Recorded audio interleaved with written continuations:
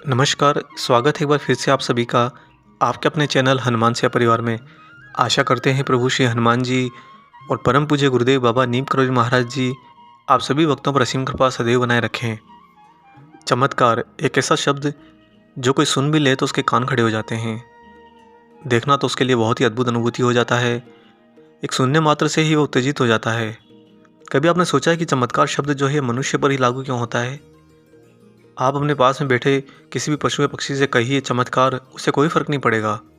परंतु मनुष्य को कोई कह दे कि वहाँ पर चमत्कार हो रहा है या चमत्कार हुआ है या कोई बाबा चमत्कार कर रहे हैं, तो वहीं पर वह मनुष्य जिज्ञासा के एक ऐसे उफान पर पहुँच जाता है जहाँ पर उसे लगता है कि वह चमत्कार करने वाला नहीं अपितु वह स्वयं देखने वाला खुद चमत्कारी हो जाए।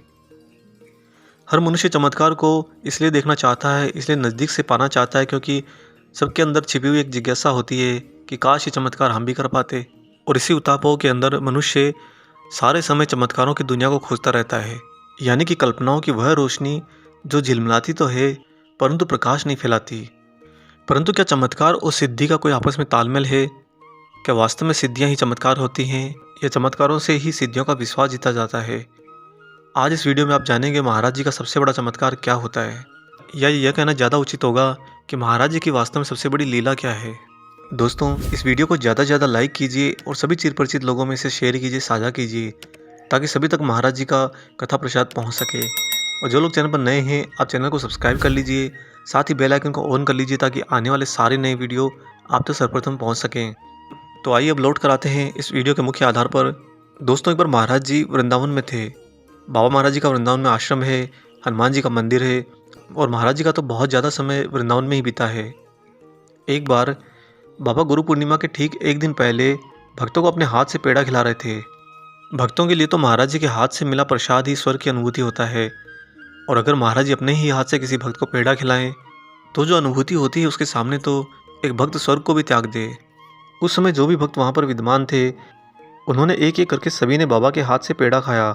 जब सभी लोग पेड़े खा चुके थे तो एक भक्त ने बाबा को पेड़ा खिलाने की कोशिश करी, क्योंकि महाराज जी चीनी से हमेशा परहेज करते थे। लेकिन वह भक्त तो जिद करने लगा कि बाबा आप इस पेड़े को खा लीजिए, आपको खाना चाहिए। जब भक्त की जिद बढ़ गई तो महाराज जी ने पेड़ा खाने का बहाना किया, परंतु नई माँ ने देख लिया कि महाराज जी ने पेड़ा खाया नहीं है, केवल खाने का सिर्फ बहाना मात्र किया है। वह बोली, महाराज जी आपने पेड़ा नहीं खाया है। उसमें महाराज जी एक दोष भाव में दोषी से दिखाई पड़ने लगे, मानो कह रहे हों, अरे तुमने तो मुझे देख लिया है। उसमें वास्तव में वो पेड़ा महाराज जी के ही हाथ में था। महाराज जी ने उस पेड़े को अपनी हथेली पर रख लिया। फिर शुरू हुआ बाबा का जादुई खेल। बाबा उस पेड़े को हथेली में लिए हुए मुट्ठी बंद करके एक भक्त से पूछते किस हाथ में है ये। भक्त कहता कि महाराज जी ये वाले में। तो बाबा अचानक से मुट्ठी खोलते और कहते, तुमने गलत बताया, देखो ये तो दूसरे हाथ में है। यह खेल कुछ देर तक यूं ही चलता रहा। इसमें महाराज जी अपनी सिद्धि का इस्तेमाल कर रहे थे, ऐसी कोई बात नहीं थी। दरअसल बाबा इसे अपनी हथेली में छिपा रहे थे, कभी कम्बल में छिपा रहे थे। एक तरह से महाराज जी उस समय वे सभी भौतिक आयाम दिखा रहे थे जिसे कोई जादूगर कर सकता है। परंतु साथ ही महाराज जी कह रहे थे, देखो देखो हम भी इसे प्रकट कर सकते हैं, हम भी इसे गायब कर सकते हैं, हम सब कुछ कर सकते हैं। जादू, यही तो जादू है। भक्तों को समझ नहीं आया कि महाराज जी ने ऐसा क्यों किया। तभी एक भक्त ने पूछा कि बाबा आपने जो किया ये चमत्कार है या सिद्धि है? तब महाराज जी ने आंखें बंद करी और बड़े ही धैर्यवान होकर बाबा ने गूढ़ बात बताई। महाराज ने कहा कि हाँ, सिद्धियाँ होती हैं, पर इनको ज़्यादा नहीं दिखाना चाहिए। ये विचार तत्व को जादू में बदलकर गिरा देती हैं। आजकल ऐसा भी सुनने में आता है कि दक्षिण के कुछ संत चमत्कारों में बहुत ज़्यादा पड़े हुए हैं, जो कि बिल्कुल ही निरर्थक है। यद्यपि कुछ भक्तों ने महाराज जी से यह भी चर्चा करी कि महाराज जी हमारे देश में अनेकों बाबा चमत्कार दिखाते हैं। तब चमत्कार दिखाने वाले बाबाओं के बारे में बाबा नीम करोली महाराज जी कहा करते थे कि यह सब क्या है, यह तो निरी बेवकूफ़ी है।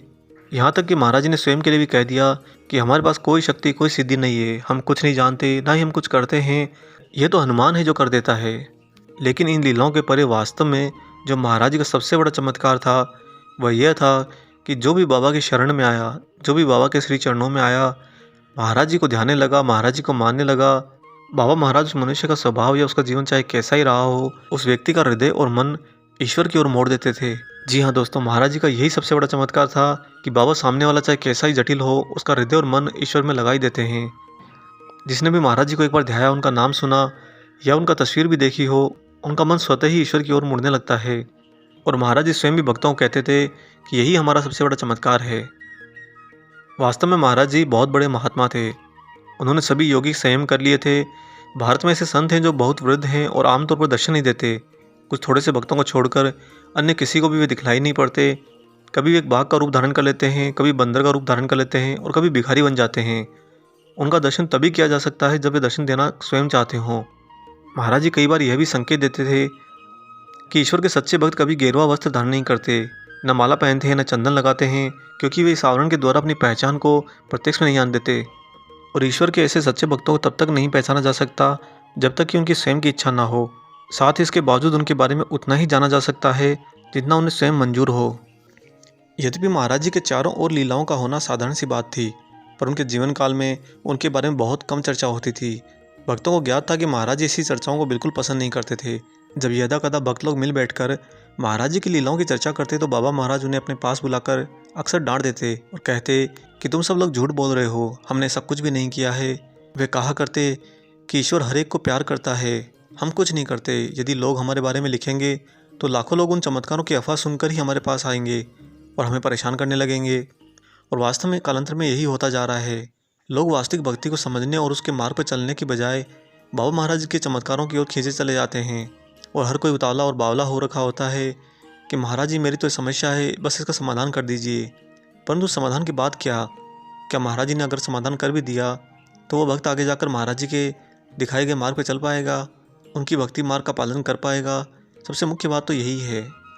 ऐसे ही सन 1963 में एक व्यक्ति ने महाराज जी के संबंध में कुछ कथाएं एकत्रित करी और उन्हें छपवाने के लिए निकला। तब महाराज जी ने उससे कहा कि तू बदनामी करना चाहता है हमारी, जला दे उन्हें अभी का भी। उस भक्त ने महाराज जी के प्रेम में उन सारी प्रतियों को वहीं जला दिया। वास्तव में तो दोस्तों, महाराज जी के ऐसे भक्तों की संख्या बहुत ज़्यादा थी जिन्होंने बाबा के असली स्वरूप को जानने में कोई दिलचस्पी नहीं दिखाई, कभी कोई अटकलें लगाने की कोशिश नहीं करी, क्योंकि महाराज जी को समझने का प्रयास नहीं किया जा सकता, उन्हें सिर्फ धारण किया जा सकता है। ऐसे ही शुरुआत में एक अमेरिकन भक्त ने महाराज जी से पूछा कि बाबा, क्या मैं आपकी कुछ फ़ोटो खींच लूँ, क्या मुझे इसकी अनुमति है? महाराज जी ने तुरंत एकटक जवाब दिया, नहीं। फिर उस व्यक्ति ने रो धोकर बाबा से आग्रह किया कि महाराज जी, मुझे सिर्फ 3-4 फ़ोटो खींचने दो, मैं आपसे बहुत प्रेम करता हूँ। तब बाबा ने उसे फ़ोटो खींचने की अनुमति दी। वह व्यक्ति बहुत खुश हुआ, लेकिन उसकी वही खुशी उस समय दुख में तब्दील हो गई जब वह फिल्म धुलवाने पर सारी फिल्में बिल्कुल खाली निकली, कहीं कोई महाराज जी का चित्र नहीं था। वह भक्त समझ गया था कि बाबा महाराज जी की इच्छा के बिना कुछ नहीं हो सकता। और इस घटना के बाद उसके मन से वह जिज्ञासा जाती रही कि महाराज जी कोई चमत्कारी पुरुष हैं। उसने तो बाबा को पूर्ण रूप से अपनी आत्मा में धारण कर लिया था और इसी के परिणाम स्वरूप कालांतर में उस पर बाबा जी की विशेष कृपा हुई और वह महाराज जी के अनेकों फ़ोटो खींच पाया, जो आज भी हम सभी के बीच में मौजूद हैं। यदा कदा कभी महाराज जी अगर कोई लीला प्रत्यक्ष में कर भी देते, जैसे कि पूड़ियाँ प्रकट कर देना, तो सामने वाले भक्त को उसी समय कहते हैं किसी को मत बतलाना, हम कह देते हैं ये तेरे लिए अच्छा नहीं होगा, किसी से मत बताना इसके बारे में। वह भक्त वहीं जह जाता और सच में कभी महाराज जी की लीलाओं को बताता नहीं। होता यूँ था कि महाराज जी तो अपने हर भक्त के साथ हर क्षण लीलाएँ करते थे, परंतु उनको लीलाओं के ऐसे बंधन में बांधे रखते जहाँ पर वो चाहकर भी कि महाराज जी उन लीलाओं की चर्चा किसी और से नहीं करते। जब तक हम कभी सिद्ध दिव्य अलौकिक शक्ति के सहशरीर रहते उनके सानिध्य में होते हैं, तब तक हमें उनकी चर्चा करने से बचना चाहिए। वास्तव में यह हमारे में भक्ति की आसक्ति ला देती है और हमारे में भक्ति का अहम का बीज जगा देती है। सहशरीर रहते हुए अलौकिक शक्ति कभी ये पसंद नहीं करेगी कि उसके भक्त में अहम का कोई बीज उगे। और ऐसे ही बाबा महाराज भी अपने सभी भक्तों को नियंत्रण में रखते थे।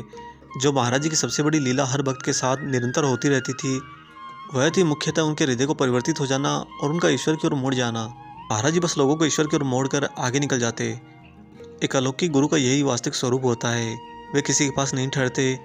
और चूँकि महाराज जी तो स्वयं पवन पुत्र वीर हनुमान को धारण किए हुए थे, अतः उनका तो वायुपुत्र होने के नाते कहीं ठहरना संभव हो ही नहीं सकता। आज अगर आप महाराज जी के सबसे बड़े चमत्कार को जान गए हैं, तो आप अब आने वाले समय में महाराज जी की होने वाली किसी भी लीला के प्रति जिज्ञासा का भाव न रखें, अपितु बाबाओं की लीलाओं और उनकी कृपा को उनका ही आनंद समझें और उनके आनंद में स्वयं को आनंदित करें। जब आप आनंद में होंगे तो महाराज जी आपके अंदर विद्वान प्रभु श्री राम की सेवा में निरंतर आपके नज़दीक रहेंगे और उनकी कृपा ही नहीं, उनकी विशेष कृपा आप सभी को प्राप्त होती रहेगी। आशा करते हैं आज का यह अलौकिक अंक आपको पसंद आया हो। वीडियो अगर अच्छा लगा है तो जिन लोगों ने लाइक नहीं किया है लाइक करते जाइएगा, और जिन्होंने सब्सक्राइब नहीं किया है सब्सक्राइब अवश्य करते जाइएगा। मिलेंगे बहुत जल्दी ही एक और ऐसे ही शुभ अंक के साथ। तब तक अपना और अपने माता पिता का संपूर्ण ख्याल रखिए और परम प्रभु श्री राम जी का निरंतर गुणगान करते हुए बाबा हनुमान और बाबा नीम करोली महाराज जी की निस्वार्थ होकर सेवा करते रहिए। जय सिया राम।